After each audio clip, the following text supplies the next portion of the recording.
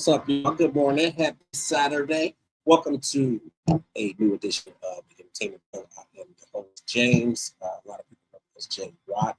I appreciate you guys tuning in to the show today. We actually have a really good show in store for you guys today. A lot of times I only do one guest. Today I have two guests. So it's definitely going to be a really good 2 hours, maybe an hour and 45 minutes. But we got a lot in store for you guys today. Just so that you guys know, and first and foremost, make sure that you guys like, share, subscribe, and comment. We need your comments. We need your questions. Definitely want to make the guests today feel welcome. Also want you to feel like you are a part of this too. So anything that you have to ask or anything that you have to say, we would love for you guys to get those comments and those questions up into the box, and I'll make sure that I get those on the screen. Once again, thank you guys for tuning in. We are now streaming, of course, on YouTube and Facebook, but we are on Twitch. All you gamers. I said some time ago that I was going to work on getting us on Twitch. Now, listen, I'm not necessarily the most savvy with all the different social media platforms and whatnot. So I took my time a little bit. Halfway didn't want to do it, but decided to go ahead and do it. So we are on Twitch now, which is cool because the moment we went up on there, somebody sent me a message and say, "Hey, I see you on Twitch." So I think it's a good thing. Make sure that you guys, many of you have it downloaded already because of your gaming and that stuff. But even if you're not gaming, you can pull that app up. It is, obviously it integrates very well with your iPhones and with your Android phones. So you guys can pull us up on there. Of course, we do kind of siphon through Roku TV and Apple TV as well. So if you guys have those boxes or those platforms, and of course, if you pull up YouTube and that sort of thing, you can get us there. I'm working on getting us on some more platforms. Of course, we are on Apple Music with UG Digital Radio, and also TuneIn, and we will be on Spotify pretty soon. And the video versions or the video portion of the podcast and the radio shows will actually start to go on Apple and, of course, Spotify and many of those platforms as well. So we are going to be all over the place. I don't know if I want to say it's a takeover, but it's a takeover. It is a takeover. I'm happy to be here. I'm happy that you guys are with me. So now moving forward and actually just getting into the show. My first guest today, I'm going to be honest, I really was just introduced to him, I would say about a month ago. I do this really big conference call with, a bunch of other radio promoters and DJs and journalists and that sort of thing. And he came on this platform, and I just remember when he came on, I had already listened to like one of his really big singles that's going on. That's Steppers Delay. So I know some of you guys have heard that on the station. I know you guys have heard If I on the radio station. So you know what I'm talking about. I heard these songs, so then it was like, okay, I got to make sure I get on this call. And I'm not always on the call because I have so many things going on. I said, okay, let me get on this call and see what this guy is about, see what he's talking about. And he's from Ohio. So, I give preferential treatment to people who are from Ohio. And I know I shouldn't. I know I shouldn't play favorites, but I do. And I'm not going to lie about it. I really do. So, like, if you talk about my guest today, Mr. Varges Thomas, if you talk about Bone Thugs, listen, really, if you talk about Zapp and Roger, because they come from the city where he is from. And there's a lot of other people that come from that city, too. And we are going to talk about that as well, because I know that their influence is definitely within him. And, just the same as he's influencing other people in the Dayton, Ohio area who want to do what he's doing. And he's doing an amazing job. I don't know how else to explain it, but I just love music. So, like, when I hear good music, it just sits with me and it resonates. And I can't always necessarily, say how I'm feeling about it, but this is a really good guy. Listen, we got somebody in the comments already, and I don't know if she's talking about me or if she's talking about him. She said, "Hey, handsome." I'm gonna just say that I'm gonna say that this person is talking about it. So listen, thank you. Y'all see how that gets me. I'm like, geez, I'm grinning like a Cheshire cat over here. Crazy. But okay, I'm gonna go ahead and bring my first guest in. Uh, he is from the Dayton, Ohio area. He is tearing this music scene up right now, the independent music scene. We're gonna talk about that a little bit too, because I love the independent game. Please join me in welcoming Mr. Varges Thomas to the platform. How you doing, man? I'm outstanding. How you doing, brother? I'm doing really good. You got the ladies out here already saying, "Hey, Harrison." I'm like, is she talking about? Oh my goodness, that's all I can say. Well, hey, I say thank you so much. Absolutely, it's a Oh, beautiful thing. there's another one now. Good morning, sunshine. Now, don't nobody talk to me like that, so it's all about you. Now it's cool. Oh, good. Today. Man, we doing good. It's a little cold in Dayton, but man, we inside and we warm and bubbly right in here. Glad to be on the show. Listen, man, it's so cold here. I don't know what to do, and I'm from Cleveland, so I ain't really been. I mean, I've been somewhere everywhere, but I've been here for 48 years, just about. I should be used to it by now, but man, listen, it's been some days. I'm like, no, I'm not gonna go today. It's too cold. I know that's right. I I don't even know. take the time to heat the car up. So and I can start. So I don't know, man. Yeah, man. I tell you, it dropped down into the single digits here this past week, man. Yeah, Oh my it was goodness. below zero here. So Okay. I don't know, man. It's like this cold is getting to me. I know we got on and it was like 10 on the button, and I'm like, okay, I need 2 minutes because I'm like, I had to go back to the bathroom and get some tissue, and I'm like, it's crazy. But Yeah. all that aside, man, I just want to say, obviously I want to welcome you to the platform. I just want to say thank you because, like, just the same way as your music is your passion, like media and journalism and all of this stuff is like literally like passion for me. I'm in that place where all I'm doing is stuff that really resonates with the passion and what I love to do. And I'm just figuring out ways to make that pay for my lifestyle and not be in the corporate world. So I've been doing this full time for the last 3 years, but I've been in media and journalism for almost 25 years. So I've had the opportunity to interview some of the biggest and some of the ones who are just, obviously getting their feet wet and getting started and, making moves and that sort of thing. But I love to be able to do this, and I can't be afforded the opportunity to do it if people like you don't support. So I appreciate it, like from the bottom of the heart. Like I really, really appreciate you coming on. I call everybody family once they come onto the platform the first time. So don't deny us, man, because we gonna chase you down, and you ain't gonna be able to get rid of us. But I appreciate you, man. I really, really do.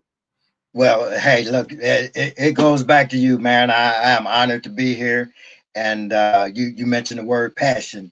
This music business is my passion as well, man. I started very early as a kid, man, 10 years old. So definitely, I understand where you coming from, and yeah, we're in the same boat. Absolutely. Now, I'm glad you started there, and you talk about starting at 10 years old.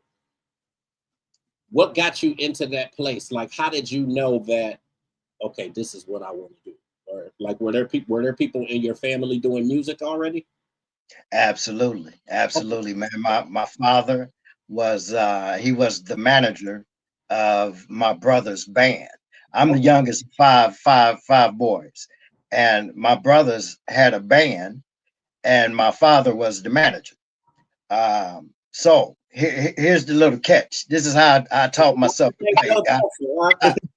I, let me explain this to you because this is exactly how it happened. My father, man, he was so clever that he knew I wanted to do something or be a part of it. So he put me in a little two-piece suit, little three-piece suit, and said, "Okay, I'm gonna have you introduce the band." Okay, And so I would go out, I would be the MC, a little bitty guy, man, and I say, ladies and gentlemen, here's, whatever, and introduce the guy. Well, man, I got tired of doing that. I said, look here, I want to be up there and play with these guys, man. So, man, they had the bass player, they had drums, they had horns and guitars and all that. And I said, well, how can I get in here if they got all these instruments? So I figured it out. And I said, well, they don't have a keyboard player. So, man, listen, I taught myself to play the keyboards so I could get in there. So that's exactly how it happened. I taught myself to play the keyboards. I started learning the songs that they were playing. And next thing you know, I'm in the band. So I was clever, man. That's the way I worked it out. That's how I got started. I was inspired from my brothers, and I wanted to be up there and playing with them, man. So that's how it all came about. And then most importantly, I said I taught myself, but then at the same time, man, it's definitely a gift from God. Because I mean, a lot of people, man, they go take lessons and go pay a lot of money to learn how to play and all that. Well, man, it came natural. I put my ear to the song, start fiddling around, figuring out notes, and that's how it happened. So, man, definitely a gift from God, but inspired from my big brothers. Absolutely. I think that's amazing, man. Like when you talk about teaching yourself to play the keyboard, like did you ever go as far as actually learning like the different notes and obviously all of the jargon and all of the technique and whatnot to actually playing music and learning, like I said, the notes and all that? Absolutely. That was one of the first things I had to do. I had to know, what was a flat note, what was a sharp note, and some basic chords. So, and then back then it was books, man. So I would get a book and look at the keyboard, the black and white notes, and figure out, well, where's A at? So I at least know what key is A. So that was the foundation and tutorials and stuff. And even to this day, man, I must say I still watch some great piano players to learn more chords and watch tutorials, because like I said, I'm self-taught, so we're always learning on a consistent basis. Absolutely. Okay. And the reason I ask that is because you find a lot of people who kind of teach themselves how to play. They teach themselves where the keys are and where the notes are, and like I'm not an avid piano player or anything like that, but I do remember, like, as a kid, like, I knew where, if it makes sense, I knew where the sounds were. So, like, I don't know the name of the riff that, and you might know what I'm talking about. This was played in, remember the movie with Tom Hanks, Big, where he was playing the piano. It was like the big piano where he was stepping on the keys. I'm drawing a fog. I can't say I do. Okay. That's okay. I mean, it's just there's a riff from there it's kind of common. So like a lot of kids know it, a lot of people know it. Okay. And I had learned this riff and I knew where the keys were, I knew where the sounds were, but if you ask me about a note, shit, I don't know. Yeah. I don't know where it is. And I understand. People can kind of teach themselves that way, or they kind of know the sounds when they hear it, but if they're really asked to, they're like, shit, I don't know. I play from ear, and that's that's why I asked if you had known. Like, yeah. And man, some of my recordings when I'm vibing, man, in the studio, sometimes I would just hit play and record and go down the track, and whatever I'm feeling, I'm just doing it. And like I said, sometimes I don't know what note or what chord it is. It's just you vibing and you going with it, man. And then you keep the best, So that's exactly. I see what you're saying, and that's exactly what happens in the studio. Yeah, I have an immense amount of respect for anybody who can just learn, like teach themselves to play like that, because it's not an easy thing, when you got all these different notes and all these different chords, and it's not an easy thing. So that really gives the audience definitely insight just onto how genius you were at the age of 10, like to be able to do this and to step in. You're already introducing it and somewhat hosting, and then it's like, nah, I need to be back there, and you figured out a way to get yourself back there. Like, that's genius, man. Like that's a sign that this is what you should have been doing. Absolutely. And that's why I go back to saying it's a gift from God because, it's effortlessly. It wasn't hard, you know. It was challenging, but at the same time, it came very easy. Yeah. And even to this day, man, in my older age, man, it just comes naturally. If it feels good and it sounds good to you, man, just flow with it and let the rhythm, just let the rhythm do what it do, man. Yeah. Now, Yeah. at that early age, how supportive was your father or were your parents in terms of you doing music and stepping into that? Oh man, they were very, very man, they were very supportive. I mean, my father, he was the manager. My mother, she was the choir director in our church for many years. So she would teach us, to sing and know certain notes.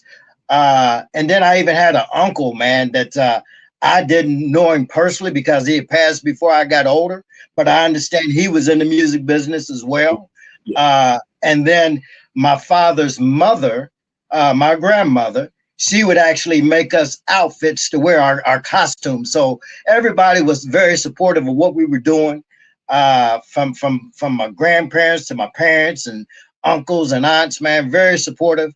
So yeah, it definitely runs in the family. And then, as you mentioned earlier, man, from Dayton, Ohio, we had a lot of artists that was very right in the neighborhood, doing it. So you get that extra support and that extra thing saying, yeah, y'all sounding good as a local band. You can do this. Keep on going. So that was motivation to keep us going. Do you remember, Absolutely. do you recall your first performance or your first live performance once you really started doing it? I don't remember the very first one, Okay. but I can definitely tell. I can remember the one that landed us our recording deal. I remember that very, very clearly. But all of the little local shows, man, there was so many of them. We would play at high schools. We would play at talent shows. They would, back in the day, they would bring a flatbed truck and just pull up at a park and have a little festival out in the park. And we would play on those things, man. NCO clubs, colleges, high school talent shows. We played any type of gig we can get on as a local artist. But the one that I remember, like I said, that landed us that contract, that deal, that took us from local band to, okay, we're going to bring you into the professionalism. It was a show that we did with Zap, with the Zap band, Zap and Roger. And I remember it was in Ohio. It was in Youngstown, Ohio. Okay. I believe the club, if I'm not mistaken, it was called Benny's Nightlife. I believe it was. And it was, like I said, that was years ago, man. We opened up for Zap. We was a local act that night. We opened up for them. And from that point, man, they took a liking in what we did. We had to audition and go through the process of doing what we had to do. And at the end of the day, we had a contract with Troutman Brothers, Zap and Roger, CBS Records, and the history goes on from there. But that show there, man, that's the one that I definitely remember because we gave a great performance that night, had a standing ovation. Again, we've been a local band. So it happened that night. That's the one I remember forever. Absolutely. You know what? It's this is a really good opportunity, obviously with you being here on the platform to really highlight Dayton, Ohio. Like there's so many amazing people in this industry who are from Dayton, Ohio, and a lot of people don't realize it. And of course, you mentioned Zap and Roger and Zap Band. I mean, but you got Lakeside, the Ohio Players, you got Dottie Peoples. Like there's so many people. Van Hunt. What was the CC Peniston? Like, what was the music scene like there, being young and coming up into it, and what was like the support factor, and just in terms of people, really coming out and supporting you guys and pushing you. Man, listen, and one group and one particular person, the Ohio Players, man, Marshall Jones. He is the one that actually took us by the wings. The first one out of all of the bands, Marshall Jones of the Ohio Players. him and my father, man, they were good friends. And Marshall Jones, he took us, man. He's the one that actually got us on the show to be able to perform with Zap up there in Youngstown.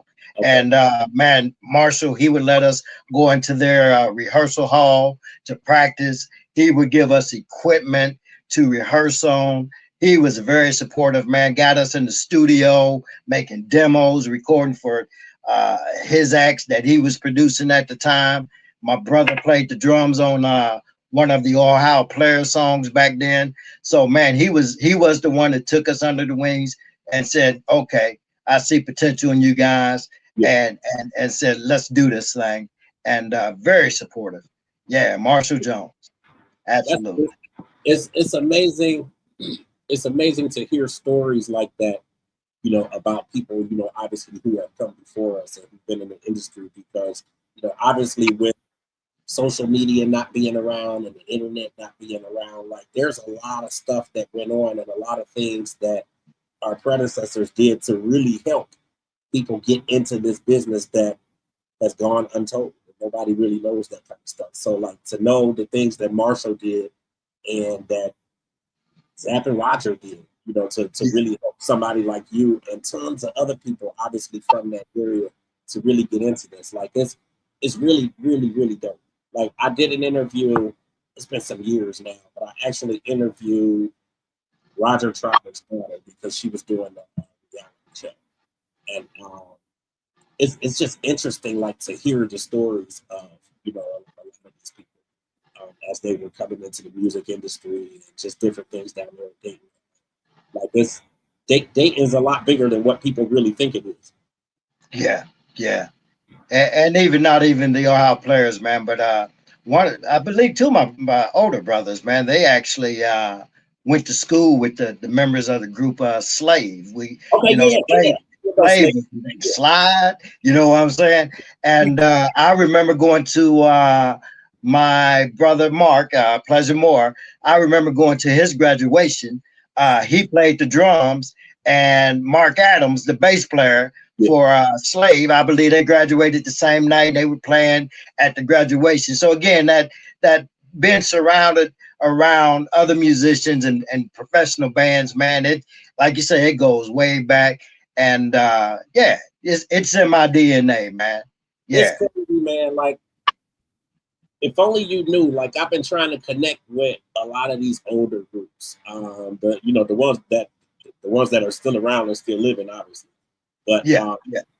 it would be so cool to connect with a lot of like I had no business at 6 and 7 and 8 listening to Slave and like all that kind of stuff. But or looking at the Ohio Players album covers with those naked women on there. Oh my goodness. I had no business really being into that kind of music, but that's all I really knew because that's what my father listened to.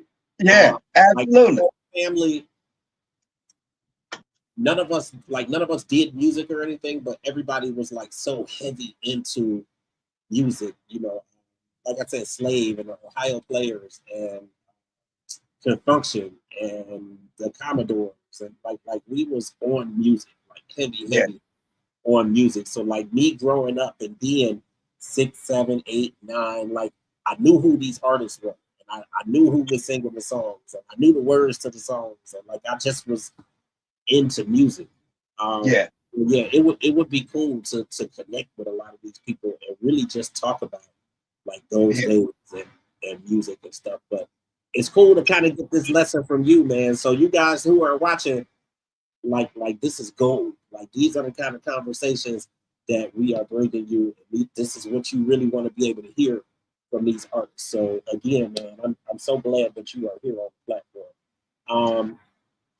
Talk about obviously coming into adulthood and doing music and releasing music. Like, what was that like? Kind of getting up to like these days in this period. Well, it is challenging because as a independent artist, you don't have A&R department. You Yeah, don't have any, really backing on promotion and marketing. So a lot of things as an independent artist, you have to do yourself. So that makes it a little challenging. But again, at the same time, it's a community of people just like yourself, the urban influencer, a lot of new internet stations coming about. So with that type of support, it makes it better. And the way that we are able to release music now through DistroKid and CD Baby and all of the other platforms, it makes it a little bit more accessible now to be able to put music out as an independent artist. But again, we don't have that budget or that support as a national recording artist do. So a lot of things we have to do independently, and try to do the best we can to promote it and get it marketed. So that's the challenge. Yeah, But the freedom to be able to go in and do exactly what you want to do, release the music when you want to release it. I love that because it's no pressure to me.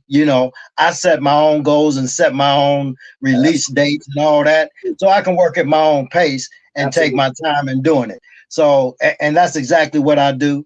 I have it mapped out exactly what song, what month, what day for the whole entire year. So, and I plan that. I drop singles, so I'm able to do it the way that fits my schedule. So that's Absolutely. the good part about being independent. Absolutely. But again, it's a lot of responsibility. I Oh, mean, from absolutely. even making the cover design for the record. I mean, everything is it's a lot involved, Yeah. but it's a beautiful thing that you're able to do it. And I mentioned again a gift from God, man, because even this part of it is it's a new experience for me. Because back in the day when we had that deal, like I said, it was photographers that would come. It was people making the outfits for us to wear us. But now, I got to figure out, well, what you gonna wear?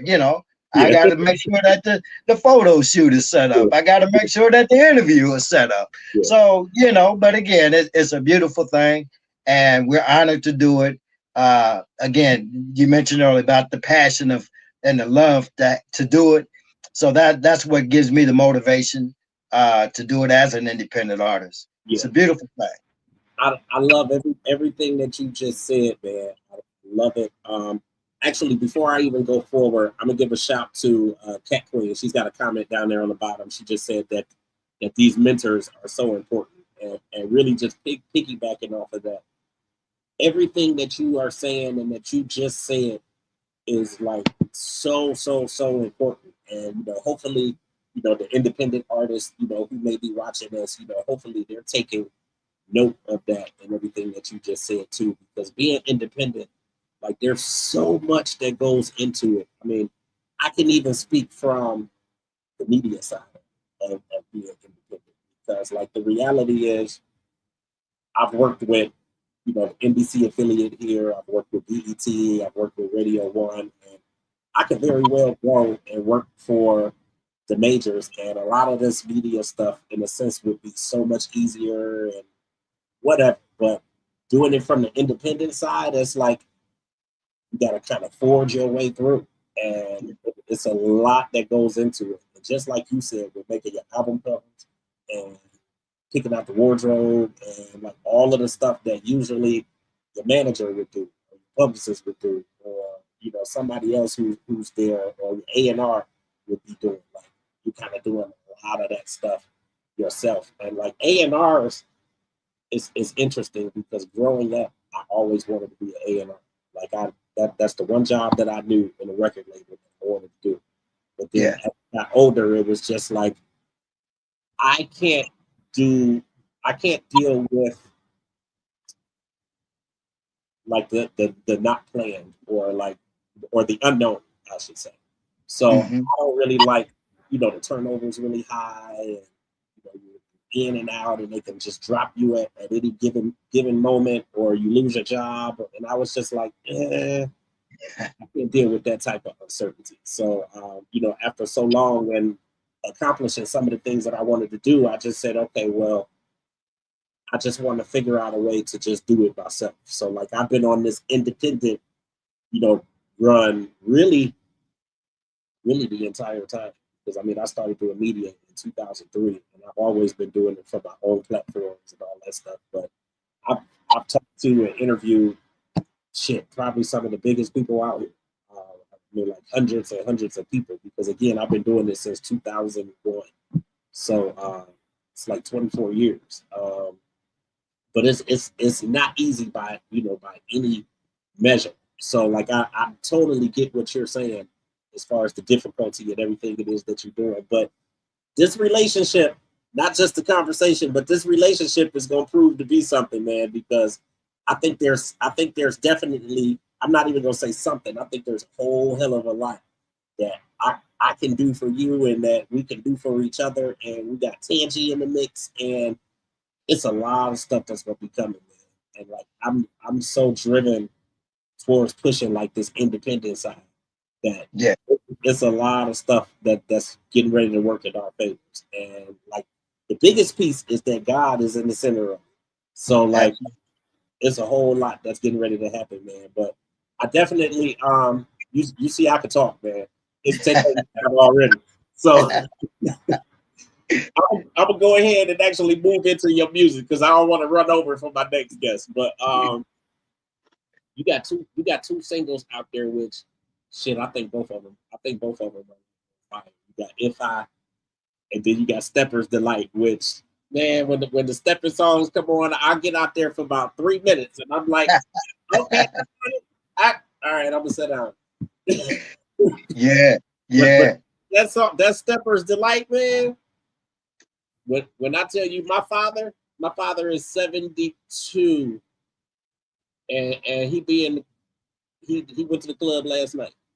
So when I tell you my father will tear the floor up on that song right there, and it's crazy because I have a transportation company and then I drive Uber too. So Okay. he had called me the day before yesterday and said, "Hey, I need you to take me to the spot." And I'm like, "Okay, I'll take you out there." So the plan was for me to play Stepper's Delight when he got in the car, but I ended Okay. up not having to pick him up yesterday. But I guarantee you, when he hear it, he gonna be ready to go to the club. So, what's Yeah. it like to have this song out there that's resonating with so many people?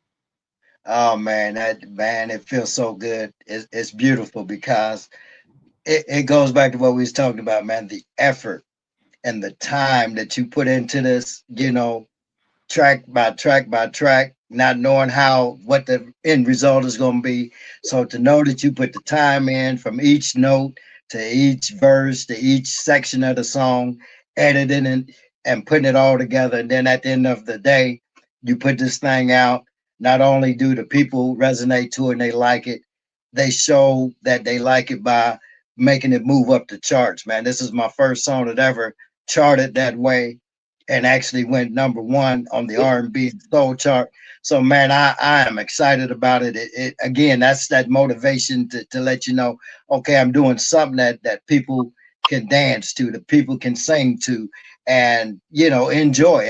My whole intent was to try to make that type of song that you can get out there on the dance floor and dance, and this is a feel good song. Yeah, And man, to know that the effort that was put in it, and then the result that I got out of it, it's beautiful. And not only having the number one, but even like you said, that was last month, but now we continue to even talk about it, and more new music is coming. So man, it feels good to know that that song can go on, to eternity. I'm hoping that it be that type of song, just like if you put on More Bounce to the Ounce today, well, you can still get out there and dance to it. right. So I'm hoping that Stepper's Delight, I'm hoping, for many years to go, that you can still get out there and dance to it.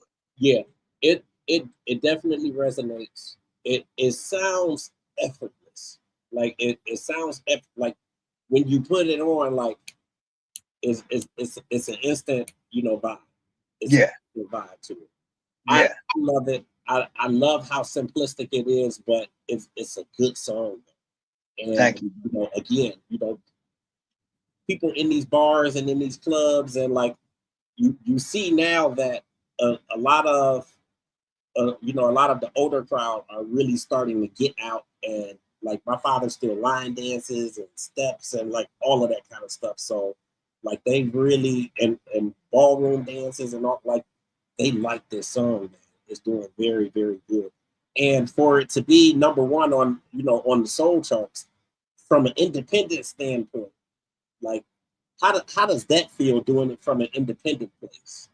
That man, it's words can't even express it. I mean, it's just, it feels real good Yeah. because of, like I said, man, with no support from, far as finances or anything like that. Yeah. And not even, I have my own home studio.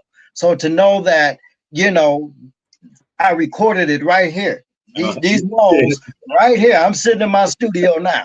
And this computer right here, Yeah. this keyboard back here Yeah. is where I did it. Yeah. And man, to know that I took it out of these four walls in my home, and then now this is the result, man. It's wonderful. It feels good, and again, it brings that excitement to do the next one. So, man, it's words can't express, Yeah. how I feel. All I can say is just, awesome, outstanding, beautiful, all those positive words, man. That's what it is, wrapped up in one thing. Thank you, God. Absolutely. Absolutely. Now, Yes. now your single "If I" talk about that. If I, man, that's another one. Another feel good song. Another song that I believe resonates with people from the aspect of the lyrics.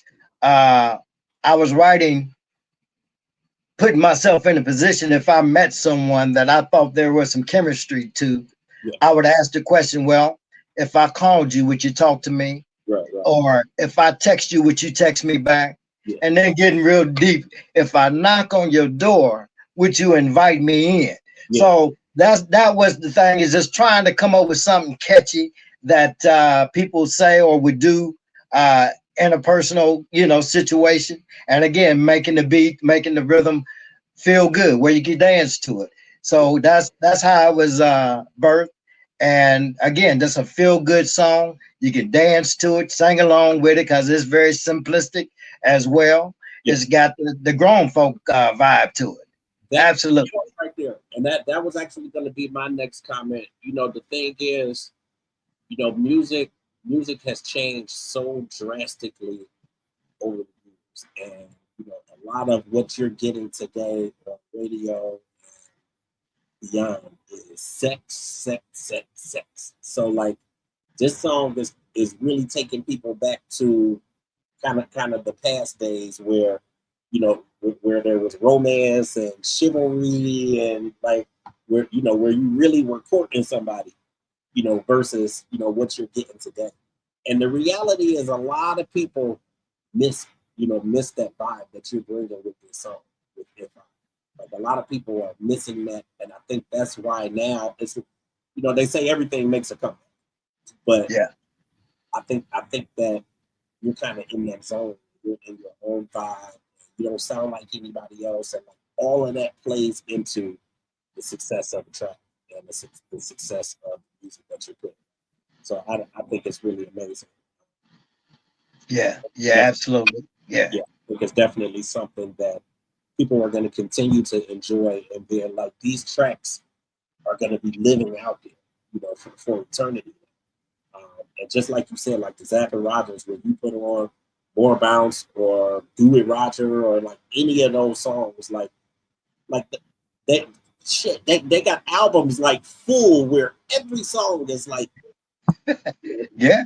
and Yeah. and, and they've been gone for 25, 26 years now, and it's like Right. their music is still spinning, like still Right. spinning. Like look at how Absolutely. many times More Bounce has been sampled. Like so Absolutely. many people are have been sampling that song while they were here, and now 26 years after they've been gone, people Right. are still sampling. So I think it's amazing, man, and I think that with the work that you're doing, you're going to be in that same bucket where people are, really pulling from things that you have been doing. Like we need this kind of music, in the atmosphere.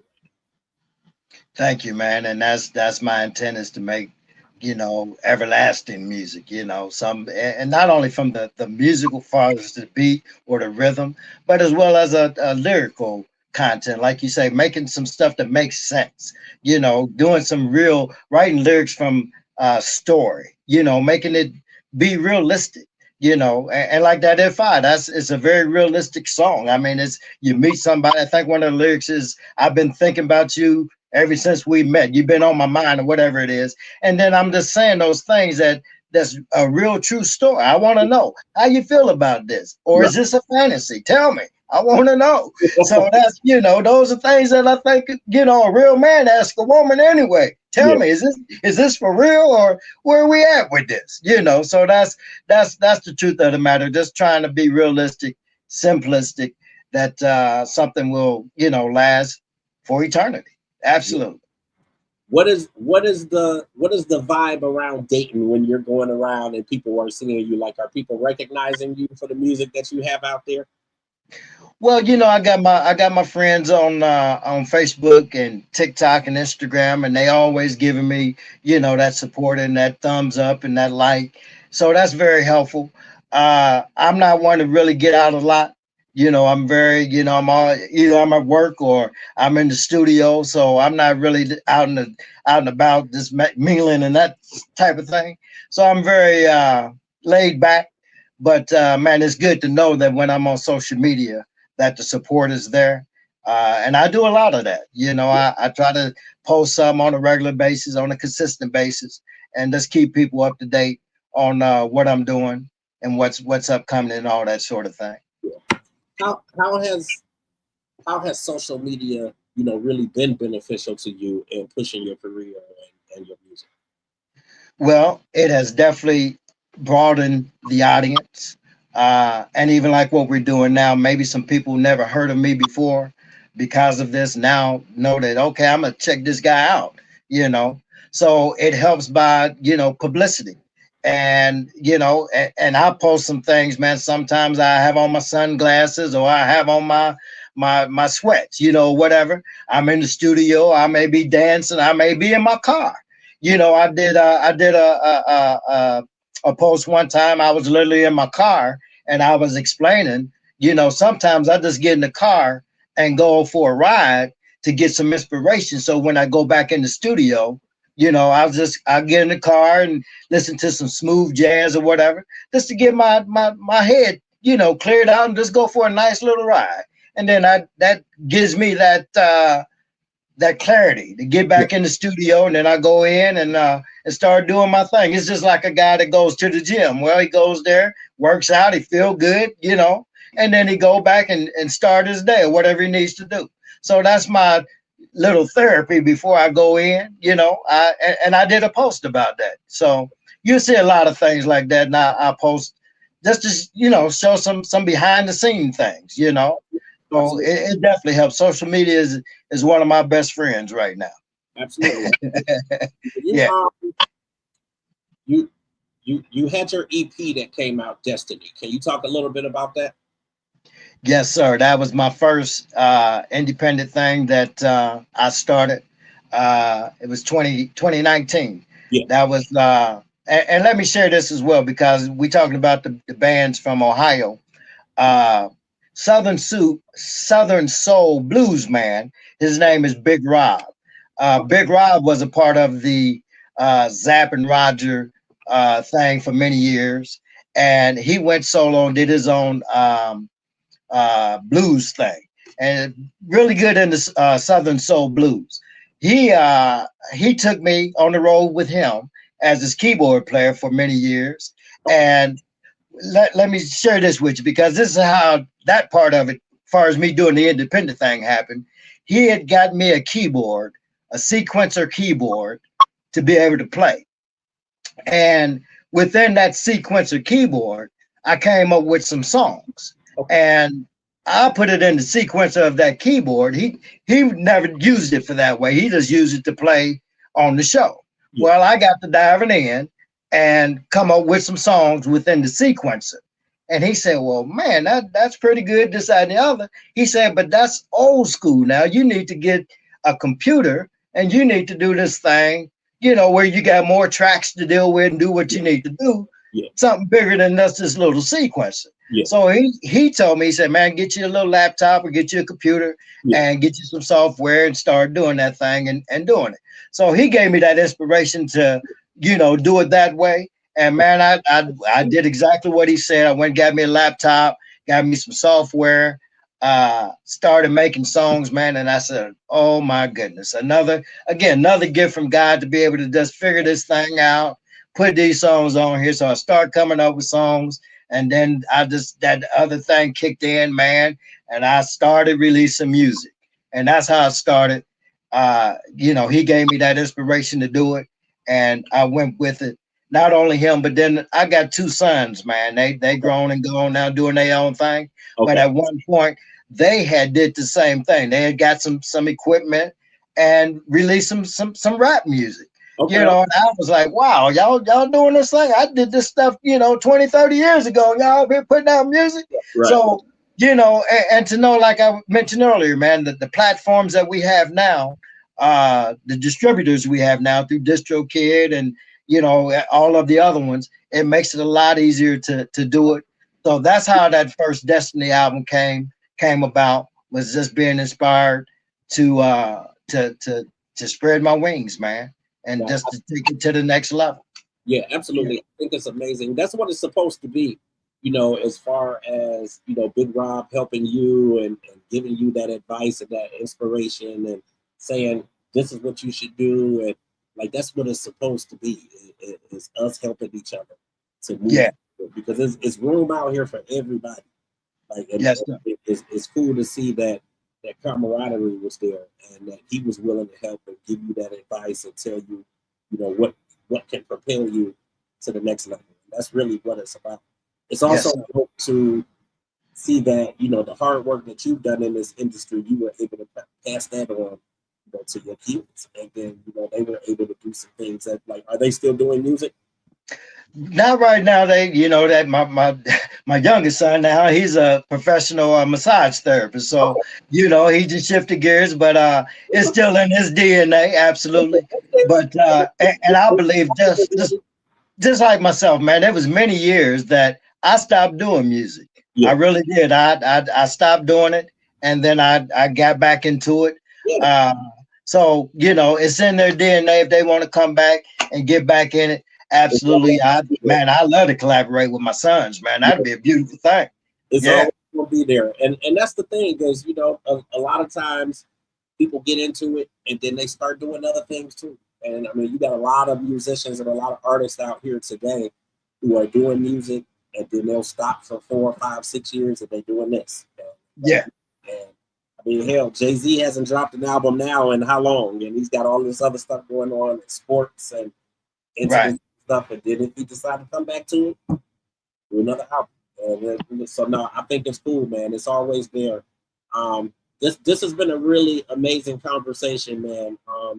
And for anybody, for the people who are still watching, make sure that you guys go on, make sure that you hit the streaming platforms, check out this music. Destiny is available on Apple Music. And all of the subsequent singles that have come after that are all streaming on Apple Music. Of course, they're on all of the streaming platforms, so you can't get them there. But just make sure you support. Like, that's the whole point of these conversations and us bringing the artists on here. Definitely for you to be able to hear their stories and hear the things that are going on. Hear the legendary stuff, like, the encounters that he's had with, other people in this industry who have done some amazing things, but also to learn more about their music and to be able to support. Most of us, or I won't say most of us, but many of us, obviously with iPhones, we are paying for Apple Music. So get on there, pull his music up. Varges Thomas, VARGESTHOMAS. Make sure that you pull him up and make sure that you stream the music, download the music, so that you can support. And that goes back to him. And that gives him the ability to continue creating. And, again, that's the whole point of this platform, is for them to be able to get that support here. And, man, I'm happy to support. I've already downloaded Destiny, so that's why I went into talking about it, because so no, I think it's really dope. I think these new singles are amazing. They are definitely spinning on UG Digital Radio. And, that was my thing. Having worked in radio and all that stuff before, I was just like, I want to do my own thing. Nobody's blending radio and podcasting. So, that kind of was my idea, in creating this and building this. And it's interesting how when you start something, somebody else will start talking because great minds think a lot.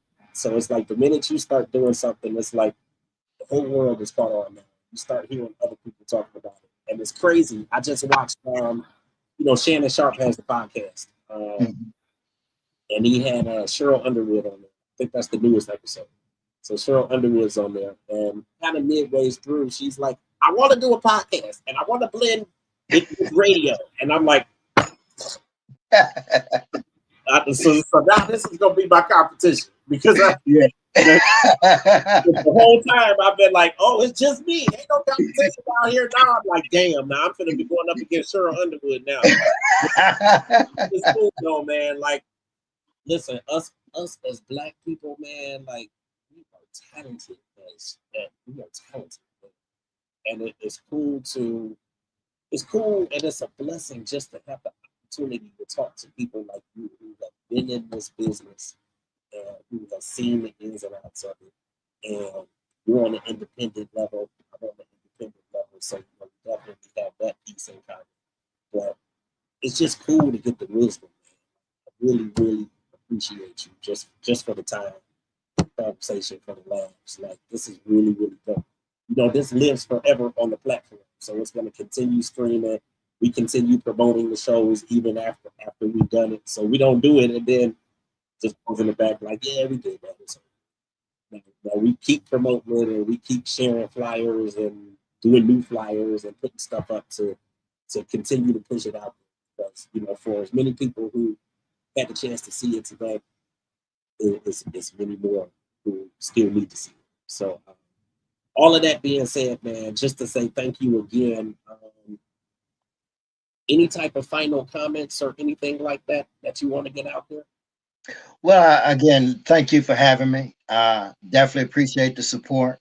And I just want to share with the people, man, that whenever I put a post out or a song, I just ask that you just share it with somebody. Like you just said, man, if they just share it to somebody on their page, they may never heard of Vargas Thomas, but if they share it, then again, that opens up a new person to be able to say, yay, I like it, or no, I don't like it. But, again, if you just share the video, share the song, then more people will know what I'm doing. And again, it gives me that motivation and that thing to keep on doing it, and that's what I'm gonna do is just keep making music. Again, it's my passion, it's my heart, and that's what I love to do. If you want to follow me, you can follow me on Facebook, Instagram, TikTok, and YouTube. I have channels on all that. This Vargas Thomas, simply Vargas Thomas or Vargas Thomas Music. You can find me. Again, you mentioned it, Apple Music and all of the streaming platforms. We're there. I also have a website, vargasthomas.com. vargasthomas.com. We got a bio, we got pictures, we got merch. And again, everything is falling into place. Oh my goodness. We're excited about it. And I just want people to just know who Vargas Thomas is. And the way you find out is, clicking on there, if I put a link on, click on that video and check it out, or if you like me, share it. If you give me a thumbs up, then share that video too. You know what I'm saying? Go ahead and share it to somebody because your friend may not be my friend. And if you like it, if you like it, maybe your friend just might like it too. You know what I'm saying? No different than a restaurant. If you go to that restaurant, you say, man, I went to this restaurant. They had this whatever food and it was delicious. Well, they might go check it out just because you said it. So if you say, man, this Stepper's Delight, this FI from Vargas Thomas, you got to hear it. And all they got to do is just click on it, So we just asked that everybody to share it, man. That's all. That's all. Listen, man. Thank you so much. You are a professional, man. You do. I see you do this because that's yes, sir, man. Listen, I'd have been in this business for a long time, man. And man, listen, man. Again, a gift from God. I'm honored to do it, and a lot of this stuff, man, is just, man. It's a passion, and it's a blessing. So, man, thank you for having me. And to Absolutely, man. all of the people that supports Vargas Thomas music, thank you so much from the bottom of my heart. Thank you. Once again, man, you family, whether you want to be or not. So we gonna be behind you. We pushing for you. Tangie, know I'm on her heels trying to get everything she got. So as you got new music, I know she's gonna send it to me, and it's gonna go right on the station, man. So I appreciate you. And we'll definitely do this again. Thank you, brother. All right, now you have a good day, man. Thank you. Listen, y'all know how much I really enjoy these conversations. Like this, man. I'm like on cloud. I'm really, really excited. I'm excited for Mr. Thomas because what he has is really, really amazing. When you just look at where music has come from, where it is today, what we want to see in our artists and our musicians. This day and age, he has that package. He has the full package. And it's out there for you guys to listen to. So make sure that you guys are streaming. Make sure that you guys are following him on social media, as he mentioned on his social media friends. VargesThomas.com. Make sure that you go to the website to check him out. Definitely you can digital you guys can hear his music. We got Defy streaming there, and we also have Steppers there. And I'll be working on getting some more music up on there. Definitely some tracks from the Destiny Project, which released in 2020. Started working on it in 2019. But listen, he's in my mind, in my eyes, he's a veteran. So I'm elated, at the fact that we were able to have him here on the platform. And hopefully, you guys will continue to check him out. Thank you, Ready Red, for the comments in there. Thank you, Cat Queen. And our next guest is actually, I see him sitting there waiting. He's ready. So we're gonna go ahead and get started with our next guest. Listen, man, another legend in music. He's family. He's been on platforms a bunch of times now, I could say, which is really an amazing thing. I'm really excited to welcome him to the platform. Grammy nominated singer. He comes from the Birmingham. He's done some really, really amazing things out here in music. We actually had him on for his last project. And which really good music. We got to talk to him. Not just about the project, but some other things that he did. And I know you guys know who I'm talking about because I am supposed to. We're going to go ahead and get ready to bring him in. I want you guys to help me to welcome the king. And when I say the king, I really do mean the king because this man is doing it. Mr. Alvin.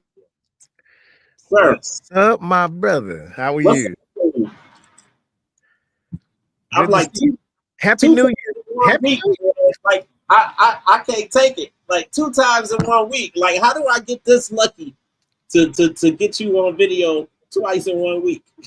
Hey, you know how we do it, man. We go in the lab, we get in the lab, and we cook up something real nice, and like y'all was saying before I came in, like a good restaurant. You know what I'm saying? Right. Got a new meal, you bring it to the restaurant that's got all of the wonderful customers who looking for the best food. And so, I always got to bring it to you and all our associates first to feed it out to the people to see what they say, man. And so we got new music cooking up for 2025. And we are ready to give it to you. And you had a chance to take a listen. Listen, man. First and foremost, and I know I go through this every time I connect with you, but it's really imperative. It's essential for me to just say, like, what a passion this is for me to be able to do media, to be able to work with artists, and like this is what I'm living for. This is my life. You kind of know my background and my story, and me leaving my job, and all of this stuff, and doing everything I can to make it work and to make it pay the bills and all of this other stuff, man. And I'm still hanging on, man. Sometimes by a thread, but I'm still hanging on, man. And it's because of people like you. It's because of people like my previous guest, Mr. Varges Thomas. Like, I can't do this and keep it going without the support from people like you. So as much as you need us to support you and your music and get it out there, I need you guys to be able to do this and to bring people in and that sort of thing. So like, I'm immensely grateful to you any and all times that I get to connect, right? Whether it's on the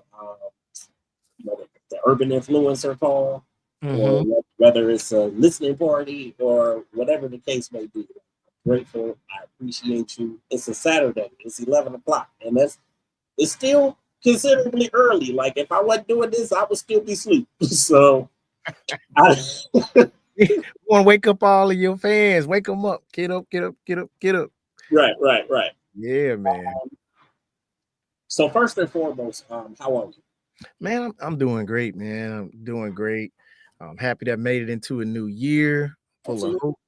No matter what's going on, man, just I'm not gonna let go of my own hope and the hope that I share through my music and my likeness and everything that I do, man. And so I feel like it's a wonderful time, man. When it seems like things are crashing down, that's when it's time to come up. You know what I'm saying? It just depends on your perspective and your attitude. And you know me, each and every time we talk, I'm gonna have a positive attitude, and so that's reflected in this new music I'm making, man. And it's the name of my new album that I'll be dropping later this year is called "Talk to Her Like This," with a new single dropping this upcoming Friday, February 1st, entitled "You Give Me Life." And I'm going back to my R&B roots, giving the people something that speaks from the heart. If you love good R&B music, like the kind that makes you want to pick a song and say, "Now I'm gonna turn that on when it's time to make some babies. I'm gonna turn that on when I'm trying to make sure my lady feel, I don't know how to say it." Right. Alvin teach. I'm gonna let Alvin songs say it for me. Talk. So that's the whole concept behind the album is going back to songs that, honestly, men can play for their ladies like we used to back in the days. Like I got a song for that, And to me, that's sort of the roots in the history of the spirit of R&B music is that it was a way of communicating not just to the listeners, but on behalf of the listeners, right? So, we can go on and on about who made history. We would say they got the most baby making music. Like a lot of babies were made to these songs. And so there's a connection to music that you associate with love or relationships, things going on in your life. And I honestly feel like we've gotten away from positive aspiration through music. We always talk about negative experience. I mean, you can turn on a song and you just feel like ain't nobody in love no more ever. Like love is just the worst thing on the planet because it's just all kind of drama, chaos. I mean, it's like housewives all up in the music. You know what I'm saying? It's just you said housewives, like Real Housewives of America all in the music, and it's just like everything's broken, everything's trashy drama. And honestly, you start seeing that reflected in how people treat each other because you got to go back almost decades now to find a song that ain't talking negatively about the person you sitting next to. You see what I'm saying? So I'm making music that says, "Hey, I'm gonna talk to her like this." You know what I'm saying? Where the music speaks affectionately, whether it's your experience or not, it should be your expectation. And so sometimes you need music that can guide you through those moments where emotionally you can't find the words to say. You know what I'm saying? Or if you do fall in love and you don't know how to tell that woman, that her going and, just fixing you a glass of water when you didn't even know you was thirsty, that made you love her more. You might not even know how to articulate that. Well, I got a song says every little thing you do makes me want to love you even more. So, that's the angle I'm going this year with my music, is to just get back to putting out some music that makes people connect in an affectionate way, whether it's been their experience or not. You damn near doing that already, man. You talking about somebody that'll just go get you a glass of water just because you got my ex-wife did all of that. So I'm like, damn, I might need to go back for her, huh? Hey, listen, you know, Ain't nobody did it since. I mean, it's to the point where we've been divorced since 2018. My uh-huh. son's 18 now. But Okay. we still do. We will still go to Red Robin. Don't tell nobody that Red Robin's really for me. Okay. But Okay. we still will go to like Red Robin or whatever and just go eat. Like we still do, even though we're not together anymore, we still do family stuff. Cool. And we've continued to do family stuff to kind of keep it still as a unit. Yeah. So this very day, if we went somewhere to go eat today, and I got there late, when I get there, it's gonna be a glass of iced tea on the table with some sweet and low, and because she just know. See, now, but you know what? It's amazing that you say that, because a lot of people don't have successful relationships. That's more few and far between. And honestly, I don't feel like there's a such thing as a successful relationship. The relationship, however you make it, is what success is. Even no matter what context it is, even if you break up and you say, hey, we're gonna make this work for the kids. To me, that's successful, because that takes a certain amount of love and respect to even coexist in whatever situation. So I got mad love for any situation as it relates to that. But like you said, you might not have noticed those little things that you notice now. But imagine if you were listening to a song 8-10 years ago that said, every little thing you do makes me want to love you, right? And you just like, dang, she do have my little tea waiting on me every time. Because even if I forget to apologize, there's a look in her eyes that lets me know it's okay. Dang, because a song can make you think. A song can make you reflect. And so that's why I love music so much. Yeah. I love music so much. Yeah. That's why I love your music so much. And I kind of lost my words for a second. I was just going to say that basically, like, you progress with each project. So it's like with every album, you take it up a notch, and take it up a notch, and take it up a notch. But they're all like, and I said this on the phone when we had the call earlier this week. Their albums come across to me almost like period pieces, where people say, this is the theme that I want to do.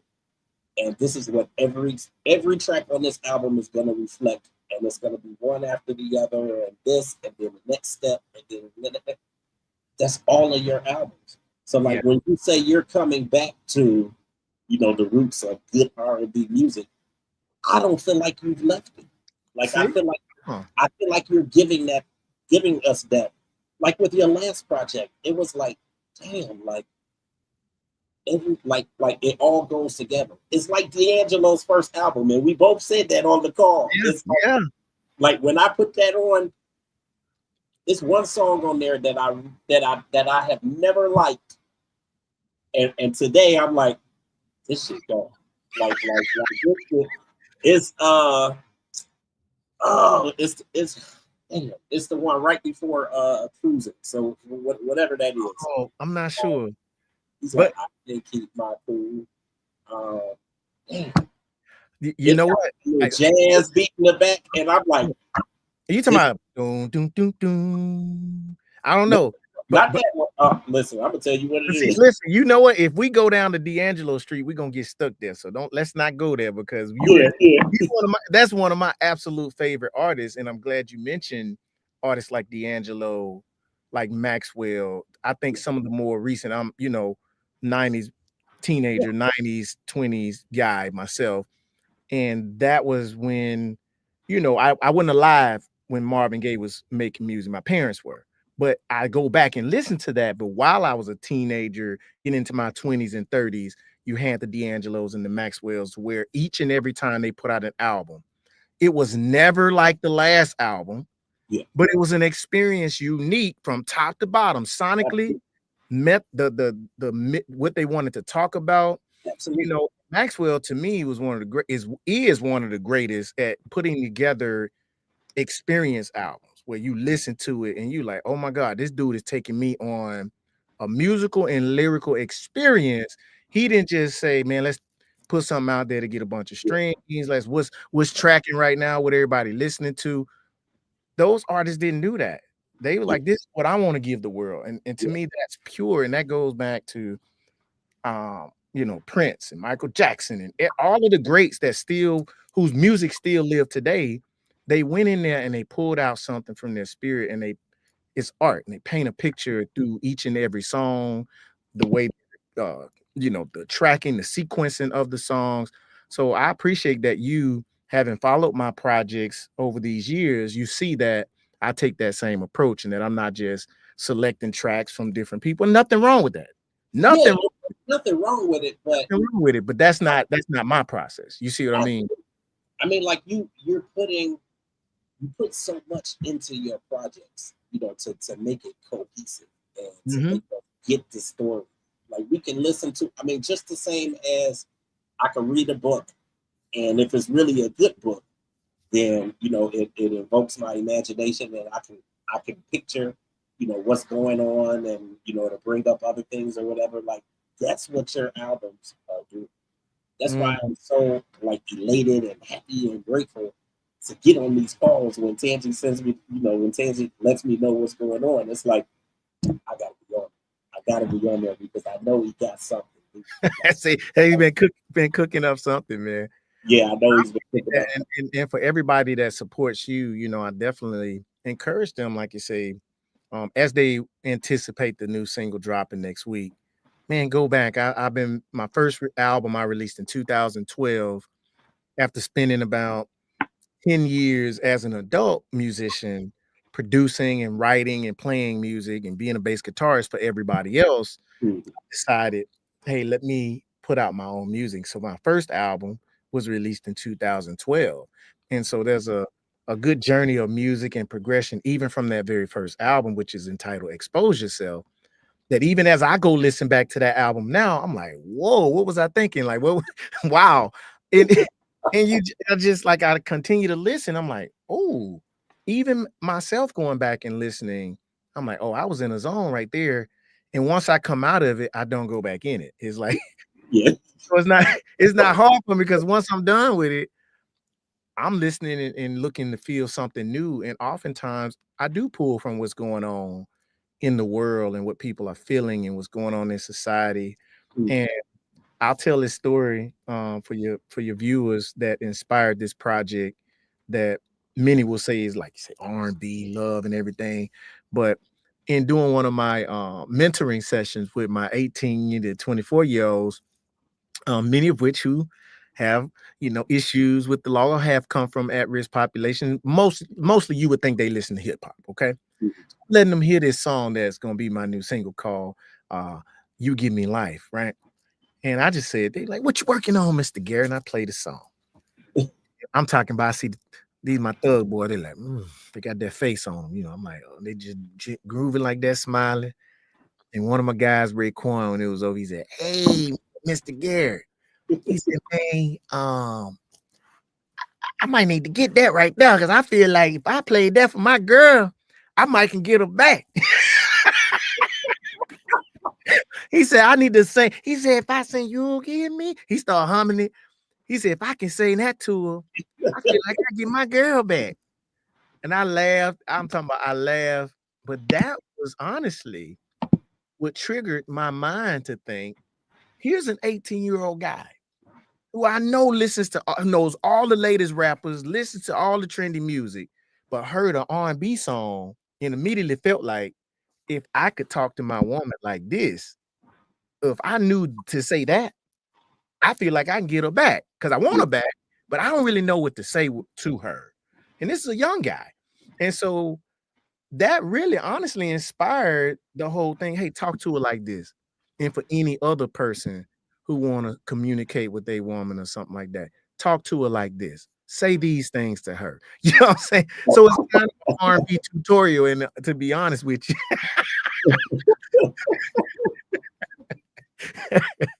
But sometimes it'll be something that simple that'll trigger a whole creative path for me.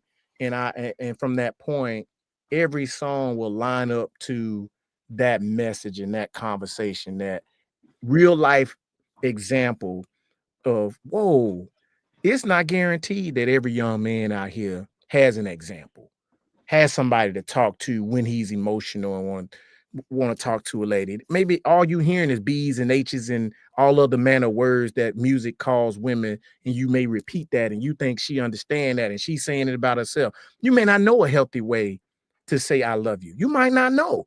So maybe, you know, that's what inspired me. Like, let me give it a shot, because maybe there's even a younger generation when I promote this record with the methodology behind it and the purpose behind it, to say this ain't just for you to groove and dance to or make love to.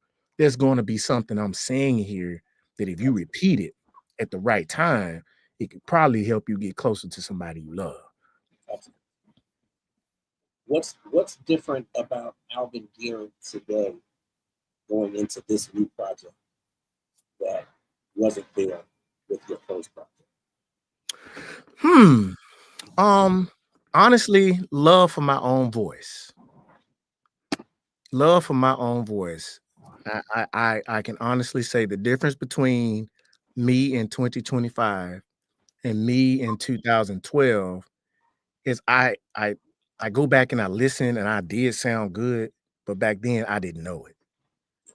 Back then I was a songwriter. I was desperate to get music out, and I was listening. You know, I could write songs for anybody and emulate their voice. You know what I'm saying? If I'm trying to get one on Trey Songz album, I could do that. If I'm writing for gospel artists, I could emulate other people's voices. So I did great demos. So I went and took a lot of demos that nobody wanted and re-sang them, but still in my mind, I still felt like I was chasing somebody else's, or like even the music in my first album, like it was built on rejection in a sense. I'm being honest that these are rejected songs that nobody else wanted from me as a writer. So let me just put them out myself. So there was a lot going on in my young career as a artist, getting started, even dealing with insecurity about myself as a vocalist. You know what I'm saying? Because I've been behind the scenes for so long prior to that, and I would always hear my own mistakes. Other people would.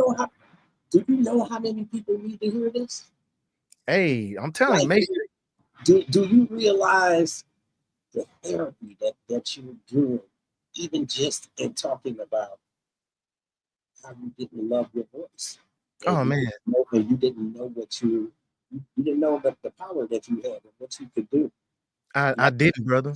With that for so many years, you know, prior to that, like I struggled with that from a media standpoint. Like at one point, I would never do this. To be talking to people like this, having conversations or doing interviews or going on red carpet, like no, I'm not doing it. I don't want to do that. Right. But I was working at the TV station, but I'm like, no, I don't want to do that. I'll just stay in the morning. I don't want to do that. Yeah. And then it just hit me one day, like this is what I should be doing. Yeah. You know, just kind of doing the self work. I got to that place of like, damn, I'm actually good at this. Like, yeah. And you keep telling me that I am, but I didn't believe it. Like, I remember I did I was going to go to broadcasting school at one, and I mean, this was all the way back in 2000. And I remember going to do the first demo, and the lady was like, "Oh my God, like you're so good," and I was just like, just be trying to get some money. Like she tried to get that money. I ain't got no money to give her. She crazy. Right. I mean, but it's just like, I guess it was in me though. So like, man, when I tell you like what you're saying is ministering, I mean it's ministering to me still. Yeah, but it is. A lot of people, so many people struggle because the truth is it's hard to, as an OG told me, be it and see it, right? It's hard to see yourself truthfully. You know what I'm saying? And sometimes people see themselves in ways that lead to narcissism or arrogance because they start buying into too quickly into what other people are saying, and they seek that out and redefine themselves by it. And that can lead to some other issues by over loving yourself, right? Because you might not want to hear anything constructive. You see what I'm saying? that wasn't me though. It's like, Right. I was, more critical of myself in Yeah. spite of, like you said, in spite of even You're true. encouragement and people saying how good I am, I would still not want to see my videos after a performance or overproduce a song or sing something over and over again or compare myself to people who I admired as vocalists. And so I will say that I'm at a place now where I love the sound of my own voice. Like, I love listening to myself sing. I love listening to my music. I've cleared my mind of any reference of myself to anybody else, and I hear the voice God gave me. And Yeah. so when people hear this album and they hear this new music that's coming out, and I really feel like I reached that point in the last project, Safety, where I'm like, yeah, this is what Alvin Garrett sounds like, and I love this sound, and it's my sound. And you may say I remind you of somebody, but I don't hear myself and remind myself of anybody but me. And that I can say I'm proud of in terms of my artistic journey and my personal journey to get to a place where I can't say, hey man, I was born with this gift. And Right. I'll say this to you and anybody else listening, that the only difference between somebody else being able to know if you were gifted to do something or if you had faith to do it is time. Let me say that one more time. The only way somebody else can know the difference between what God gifted you to do and what you really, really believed you can do is time.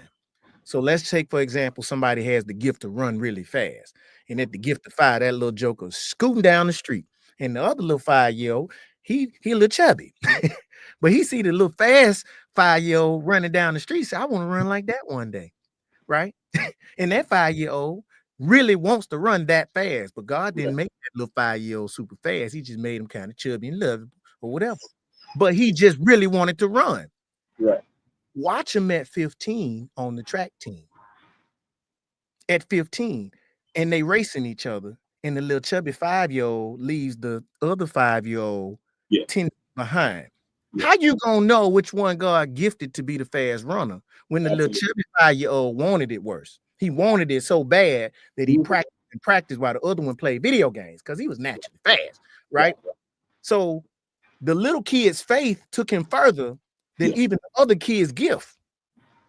And the only way to know the difference is to watch later over time. And so if you check me in 2012, I wasn't operating in my gifts. Some of it I was in terms of recording, producing, and mixing and stuff like that. But as a vocalist, I had to hire a vocal coach. I didn't know nothing about singing because I didn't see myself as no singer. Right. I didn't know the technicalities of what to eat and drink and how not to do dairy. I didn't know none of that. I wasn't paying attention to it because I was a bass player. I was doing all these other things. But once that fire hit my heart that I want to sing, and I started practicing and hired a coach and started being conscious of vocal inflammation, watch me now. My range has expanded, and don't nobody listen to me now and thinking God didn't give it to me. But what he did give me was faith, heart, desire, and then I had to put in the work to develop my skill and talent. And so I encourage any and everybody, don't worry about what you do well now. Look at what you want to do well in 5 years when somebody finally check you out and can't figure out how you got it. Right?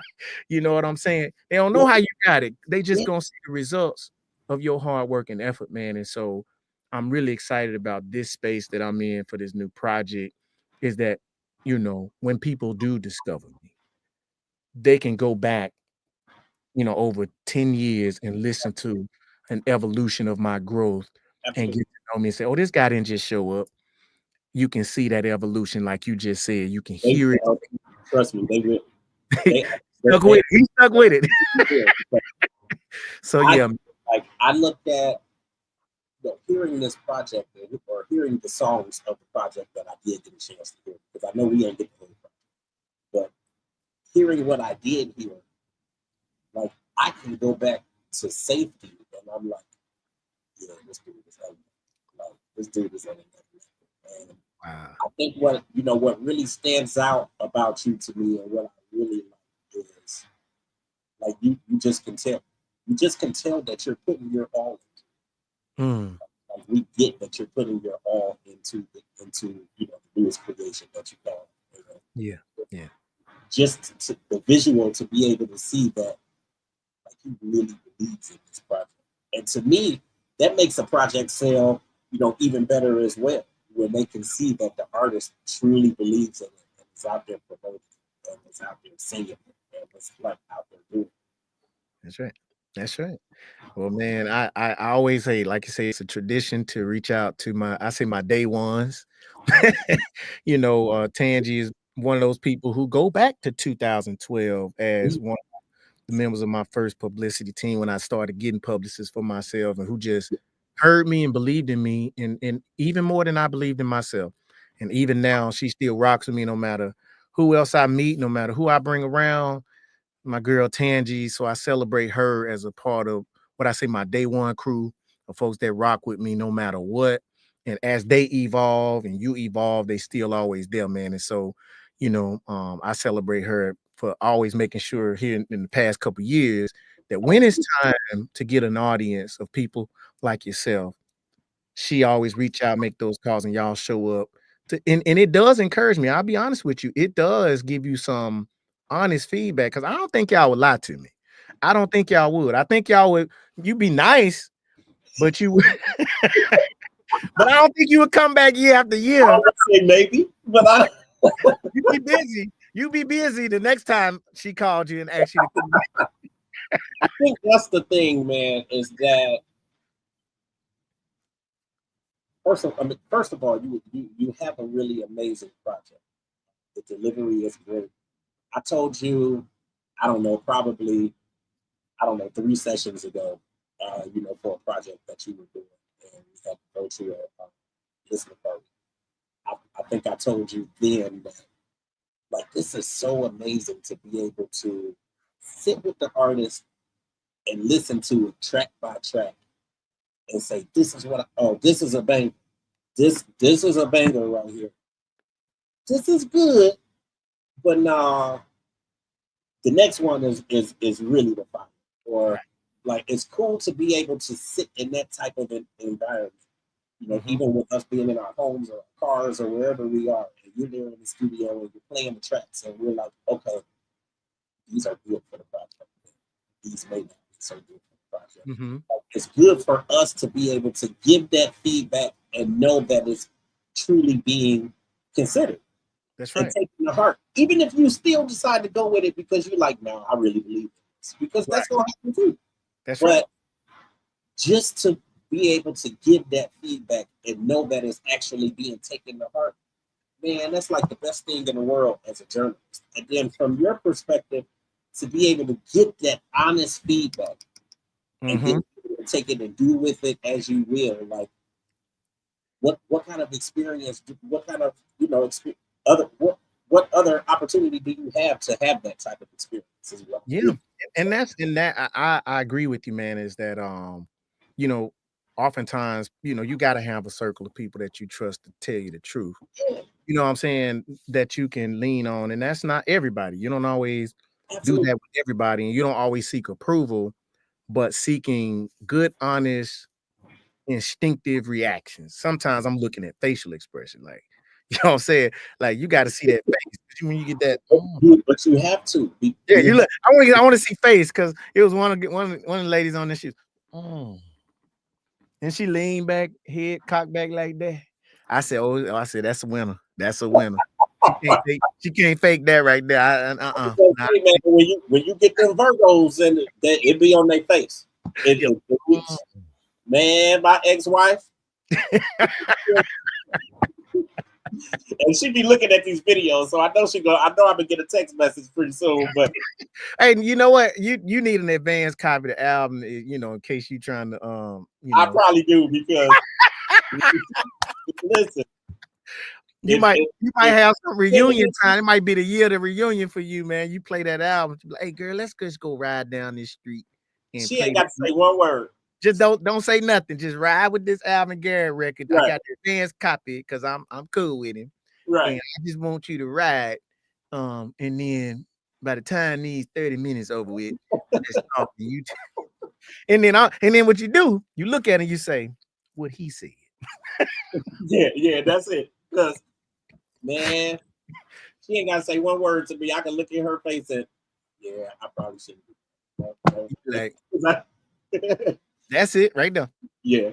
Especially this song called Babies, you know, for all the listeners. We're going to get them excited. Babies, you know. Don't give her that one. Don't give her that one. No, don't give her that one. That might get you in trouble. That's where you hit that detour. Like, right. There's a Marriott right over there. Let's go to that. We ain't got no for the next 2 hours. Yeah, I think it's really amazing. Yeah, to me, you don't really get that with anybody else. Yeah, you really don't. I don't really see it coming from anybody else. And I mean, you mentioned the like the Maxwells, and it's weird. I couldn't even really appreciate this artistry until the project with Pretty Wings, and oh wow, yeah. Because I don't know. I don't want to say I was too young, but I just think coming out of the teens and into the 20s, I just wasn't really into it. So I didn't really pay too much attention to them. And then when that project came out, it was like. Then you go back and you just like, oh my God. Yeah, then I went back and it's like, you've been out here 25 years. And I'm like, I've been sleeping all of my life. But you know what's crazy though? That I believe, and it's really encouraging to me, is that like you just said, hey, you didn't discover that until later on, but it made you even more of an appreciative fan once you were able to go back and see his whole body of work. And I feel like that's going to happen.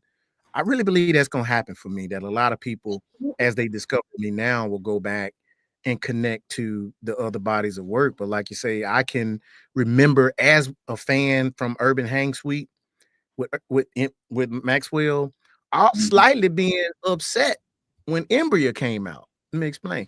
Because Urban Hang Suite was so good, and then he totally went in a different direction with Embryo. It took me a minute, but I was like, oh my God. And then Embryo, I fell in love with that one. Then the next album, I think it was called Now. He slapped Embryo in the face and like, I don't want you no more. And then next thing you know, you got the Now album, and it sounds nothing like Urban Hang Suite, nothing like Embryo. And then like when you said Pretty Wings, he took the time off, and that album didn't sound like none of the other ones. And so I think to be even considered in the conversation with artists that can stand the test of time itself is an honor to say from you to me, I see you evolving. I see you growing in every project. You go to another level, and I love all your projects. That means a lot. And it's encouraging to say, hey, keep pushing, because in a minute it's going to pop, and you never know when it's going to pop and how many people are going to go back and truly appreciate the journey that I've been on. You know what I'm saying? So I thank you for that and for continuing to encourage me and everybody that you talk to, because you're very encouraging, man. And so we continue to encourage you in your aspirations. And I think that's so important, especially in this day and time, that all people, and it doesn't matter what your race or background is, we know especially our people, but all people find ways to come together no matter what they see going on outside, and support each other and build each other up. So it's always an honor to carve out time that has been carved out for me. You know. So this time you carved out for me, I carved it back out to be here with you. And, listen, and when I tell you I appreciate it so much, man, what would be your dream tour to be on? Like my dream. That's good. Oh, listen, you just stacked me on with D'Angelo and Maxwell, and I come up before those two guys and just. Can we put Jill on there too, though? Jill Scott? Yeah. I mean, I like Jill, but you asked me about my dream tour. Okay. I love me some Jill, but we gonna have a stadium full of screaming women, and You're right. And we're gonna have about 20 musicians on the stage, and everything gonna be it's gonna be absolutely right. You're right.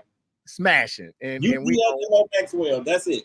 me, D'Angelo, and Maxwell, and just shuffle it up in no particular order, and it's gonna be a music extravaganza.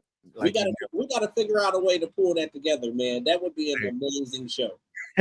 I do believe if that would be my dream tour, man. So and that is not to knock any other amazing artists I wouldn't mind on stage with, but yeah, that would set it off for me to be on stage and associated with people that I grew up, like I said, during my era, because I still have a great affinity for artists and singers that came before my time, like say, Al Green and Sam Cooke and Marvin Gaye, James Brown, and I could go on and on and on of musicians that I listen to equally as much as those other artists that we've talked about. So I'm a connoisseur of of listening to great music that I feel, like you said earlier, like so much was put into it.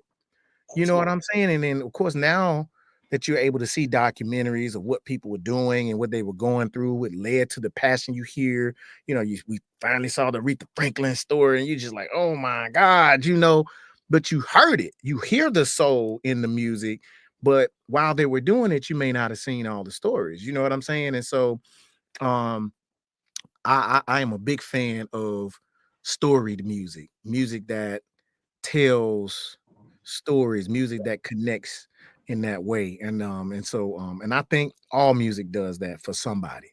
And that's the beautiful thing about music, is that it does that for somebody. And for me, I know who I want to and desire to connect with my music.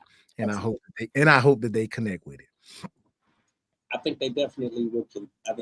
I think they're already engaged. I think they're going to continue to engage. You spoke a little bit about, you being able to, in a sense, emulate different voices, and putting your music together and whatnot. Do you think that kind of was instrumental as well in terms of like the different arrangements and things that you did for so many other artists out there? Oh yeah, absolutely, man. When I first decided to take on the task of becoming a songwriter, my original obsession was to be a producer, a music producer. So I made beats and wrote music because I'm by trade a bass guitarist. That's how I first started. So I didn't get into production wanting to write lyrics and melody or even listening to vocals, to be honest with you. It was playing the rhythm section and building tracks and that thing. But I eventually, because I've always loved being poetic and things of that nature, I eventually started paying attention to the writing aspect and kind of venturing into that, and found it to be really, really, really difficult to break into. And so I just worked at it really hard, listened to a lot of singers and trendy songs, and I would basically go reverse engineer it in the studio. You know what I'm saying? I just go reverse engineer it. So I listened to it, and until I figured out how to make myself sound like what I was listening to. So be honest with you, just thousands of hours of working at it, listening to other people. And then once I started pitching music to other artists, you got to make something that they can hear themselves singing. And so for all of the writers out there was an unintended consequence that kind of came from all of that. I started hearing feedback that the demos were too good. Okay, that's the first time. No, it's not first. Writers will tell you that a lot of singers, if you're trying to pitch your music to certain singers, don't overproduce that demo, because they're gonna be like, I can't sing that, because you think everybody can sing everything because you may be their fan or they're famous, but you could actually intimidate certain singers. Yeah. Not even know it, and they just kick that song right on out the mix because they be like, man, listen to them vocals. Or it may sound done. There may be no room for them to hear themselves in it.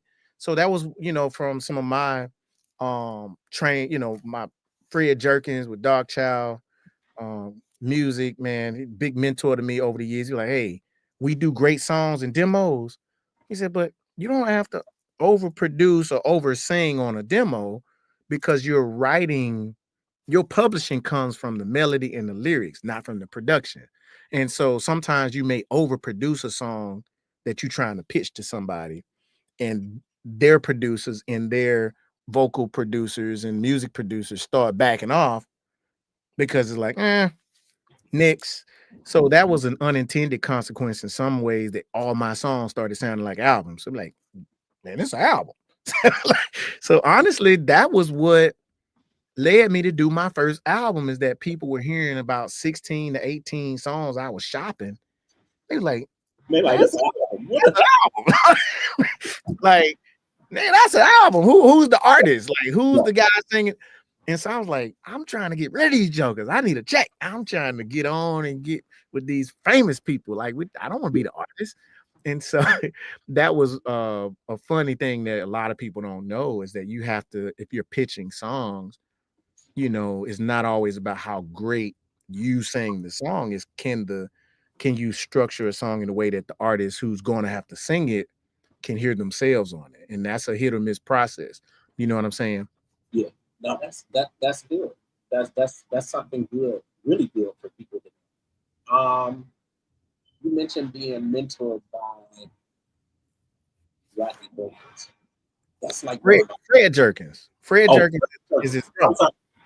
I heard Rodney in there. I'm like, hey, no problem. They're brothers, and Dark Child, and a lot of people, and I think that's what it was when you said Dark Child. Before I met Fred in 2010. Before I met him, I didn't know he existed either. Gotcha. Because Dark Child is Rodney's nickname, but that's what. Yeah, and that was the name of their company, and so Dark Child. Yeah. But Fred is his older brother, who was always there, as writing and co-producing the songs. So he too was in the room with Michael Jackson. And so funny story to encourage anybody. I was trying to get on with Rodney, and Rodney heard my music, and hey, he was like, it's cool, but he's getting flooded with music from all over the world, let alone from little old me at the time. Right. But the guy that was connecting me to Rodney sent it to Fred. And Fred was like, I hear something, and set up a meeting. So Fred talked to me and said, hey, you have the potential to be one of the greatest. So Fred heard something in me that Rodney may have heard or didn't hear. Nothing against Rodney, but Fred heard it. And I got get that type of and he challenged me though. He challenged me, and the first thing he says, I ain't gonna pay you no money. He said, you ain't gonna make. He said, don't come into this game expecting to get rich. He said, if you're doing this for the money, get out of it. He said, do it for the love. He said, and I'll teach you everything I know. He said, but it's gonna require work. And so he taught me about how to structure melodies and the importance of melodies, and how to arrange songs, and how to make sure that things are done a certain way. And he helped develop me into what he believed he saw in me. And to this day, we got so many awards together, #1 records together, because he saw something and had the wherewithal to say, hey, you know what? You might not be there yet, but you will be with my leadership and guidance. And I was able to humble myself and learn from that man. And so I am grateful to have Fred Jerkins as a mentor. And I too carry that same legacy to say, hey, I want to share stuff with other people and see something in them that they may not see, or encourage them to go past what other people may or may not see. You know what I'm saying? And so I don't speak as much or as often about his influence on my career, but I pay tribute to him today, just since we're talking about it. But it was Fred Jerkins that turned things around for me, because he believed in me. Yeah. You know what I'm saying? And he challenged me. Like bro, when I'm telling you, it was years and years and years that he just simply said, do the work. Like, don't measure your greatness by accomplishments. Just work. And so that's cool. I'm blessed to be able to say I got somebody like that who helped nurture me into this place I'm in. Absolutely, man. People would not get on these calls, and when I say people, I mean like the journalists and whatnot that you have. Like, they wouldn't get on these calls and these videos if you didn't have the product. Like you are really doing amazing with the music and with the projects that you are putting together. Like I know me specifically, my mother says that I think I'm busier than the president. So I'm like, I don't know, like Tangia said, she's all like almost like mama now because she'll send me little reminder messages like, hey, don't forget, I'll be here at 7 o'clock. I'm like, okay. Because she knows that I'm like all over the place and I got all kinds of stuff going on and I probably will forget or I might be at the gym or something. And it's truly an honor, man. Like if you didn't have the project or if you didn't have the product, or you weren't doing something really amazing, people wouldn't take the time, to really get on. They would easily find something else to be able to do. And I think that is a testament to who you are as an artist because trust you me, there's a lot of artists who can't get them on. And who can't get to, I promise it is, man. Yeah. Every promises ain't tangible. So that's right. She don't make promises, she makes pitches. That's what she say. That part right there. That part right there. Promises, I make pitches. Tangie will tell you I have pretty much made her my publicist, whether she's agreed to do it or not. Every time I talk to her, I'm like, okay, when am I on the Breakfast Club? And when am I on Jennifer Hudson? That's right.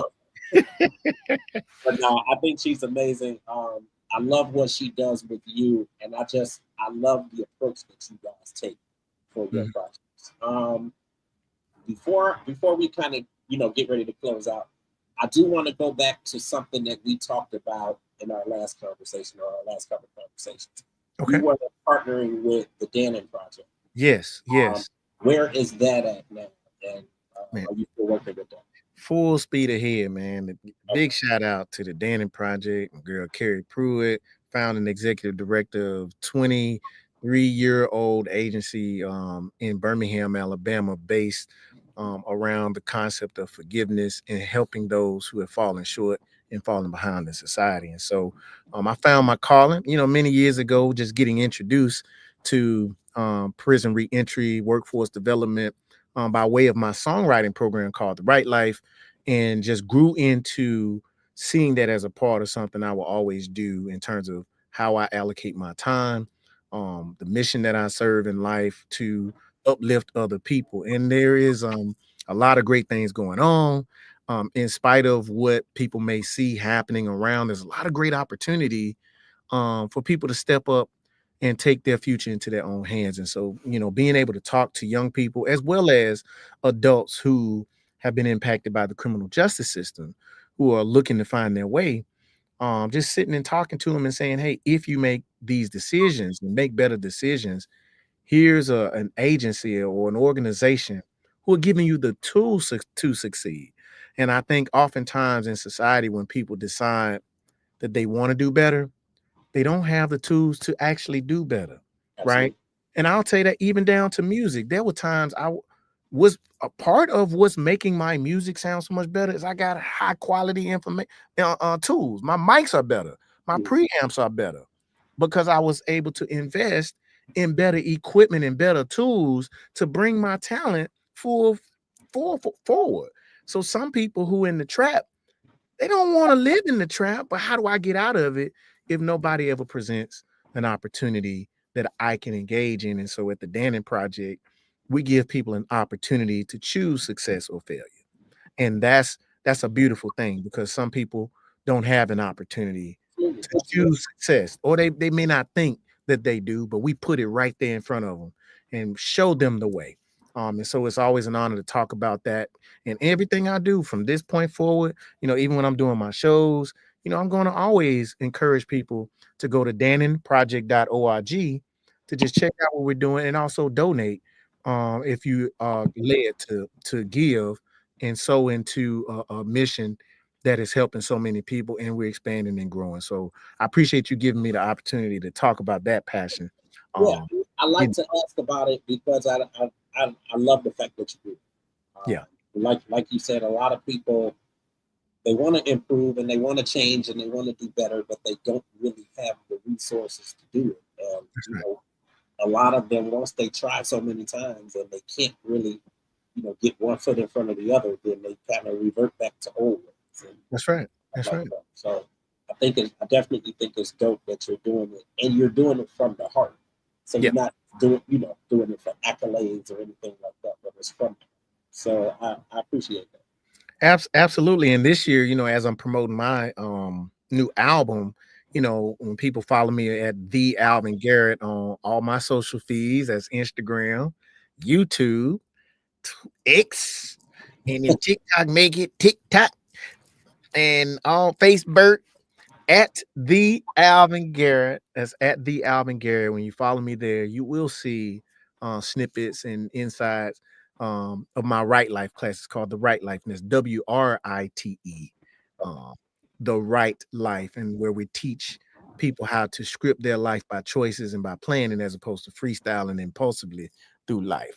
And so, there's nothing wrong with a freestyle, but do you have enough good in you? Do you have enough training in you to make good impulsive decisions? And so that's what we, through that class, try to teach our participants, is to grow from just reacting, because you can sit behind bars for a very long time thinking about how you could have handled something. Whereas if you take a few seconds to plan, then you wouldn't have to sit and think about it behind bars. And so that's a part of the behavioral health and mental health component of my class, is that using songwriting and how we sit down and be particular and choose our words as a writer, as a planner, as opposed to I was feeling this. Right. So nothing wrong with being a great freestyler, but the whole point of the class is to train people to slow down enough to think their way through life and make intentional decisions. And so look up, follow me, alvingarrett.com, my website, and you'll get a chance to see some documentary footage from some of the classes. Matter of fact, I got a video up on my website now that people can go see, and just get to see the young people that I'm working with, hear it in their own words, how the Dannon Project and myself are impacting their lives. So new single is coming next Friday. Yes, You Give Me Life. You Give Me Life is next Friday, and then what's after that? When's the project come? I don't have a release date for the album yet. I got several performances. I'll be in the ATL a couple of times. I'll be shooting a music video for the song here next week. So we're coming hard, man. And in the next couple of weeks and months, people just follow me, because we're going to be dripping it out there. We're going to be letting everybody know we're coming. We plan on hitting the road. We're coming to wherever you are. We're coming everywhere. We're going to be there. We're showing up. We singing. We shaking hands. They say, kiss them babies. I'm going to be politicking like the politicians. We're going to be everywhere and hugging people, no mask and everything. It's number love out here. I'm giving people life in 2025. When's Atlanta?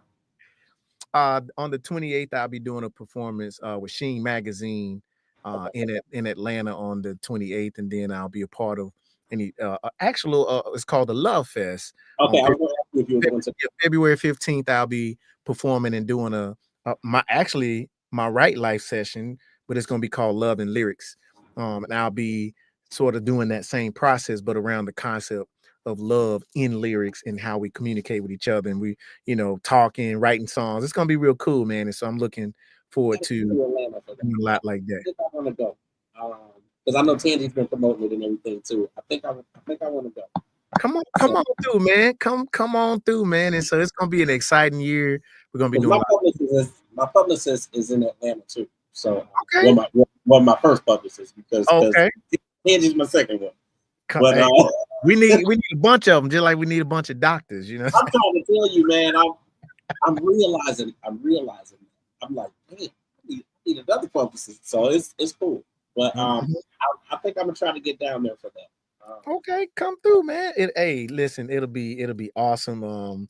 So it's gonna be a great year, man. So like your previous guest said, follow me on all my social feeds, but also go to my website, hand over that email address, because I will be sending out special things on email. I'm old school. I'm going back old school. Give me that email address. Oh, man, like that email. I'm doing the newsletters and I'm like a fan of like the old days and the old school. Yeah. That kind of stuff. Man, We gonna do some stuff, man. I We appreciate you so much for taking the time, because I know you were running. Tangie sent me a message yesterday, and she was like, "Hey, can we get another time?" And I'm like, "Well," Then she's like, "Nope, we do it. He gonna be there." I'm like, "Okay." We worked it out. Hey, listen, it's go time, man. And like I said, I appreciate you carving out time for me. And Absolutely. so that's what I do, man. And so I thank you always for giving me an opportunity.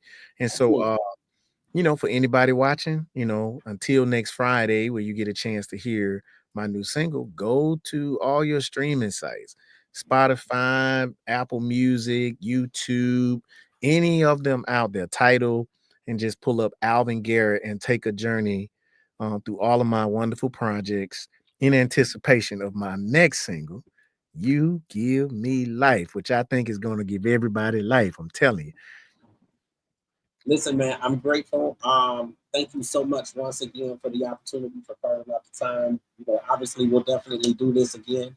Yes. I'm looking forward to the new single next Friday. Yes. And can they pre-order, or do they just have to wait till Friday? You know what? I don't have a pre-order link up at the moment. Okay. But I'll probably get that done for you. But next Friday. I know you will, but it's good.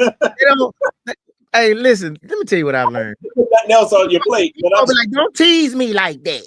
I ain't Don't tease me. What I'm gonna do with a pre-order? I learned it. I weren't what I weren't when I weren't it. So don't give me no pre-order. I want to actually listen to the song. It sounds you tease me with that clip. You better give me the whole thing. So I don't do a lot of pre-ordering because my folk be like, hey, don't tease me like that. Give me right. Dang. Nah, I appreciate it, man. I listen, I definitely will have that single next Friday. Hopefully everybody else downloads that as well. Make sure that you guys follow him at the Alvin Garrett on all social platforms, and your website once again, alvingarrett.com. There we go, alvingarrett.com. Listen, man, thank you. Let's do this again whenever you got some time. Absolutely. And we'll talk soon. Absolutely, my brother. God bless you. Appreciate you, man. Yes, sir. Bye-bye. All right, y'all. Well, thank y'all so much for tuning in today. I want to give definitely a shout out and thank you once again to Alvin Garrett. And this was an amazing show. Also, Mr. Varges Thomas, who was on our first hour. It's been a really, really good show today. Make sure that you guys download UG Digital Radio on Apple Music and on TuneIn. We also stream to our website, which is ugdpodcastingradio.info. We're also at ugdigital.com. But make sure that you guys stay tuned into us. We got a lot more stuff coming. Open Letters to a Survivor is on tomorrow afternoon or tomorrow evening at 7 p.m. Eastern Standard Time. So make sure that you guys check that out. They have an amazing guest coming on with them. Of course, Transcending the Culture is back next Wednesday, and we'll have amazing guests there. And hit us on social media. For the entertainment plug, of course, it is at the entertainment plug on Instagram and at the THEENTPLUG on X. So make sure that you guys hit us up, follow us. We do follow back. And that's it, guys. And thank you to everybody who was in the comments. Man, definitely some good comments in there. So I appreciate you guys. We will see you next time. We'll be back next Saturday with a fresh show and some more guests for you. Till then, you guys enjoy the rest of the weekend.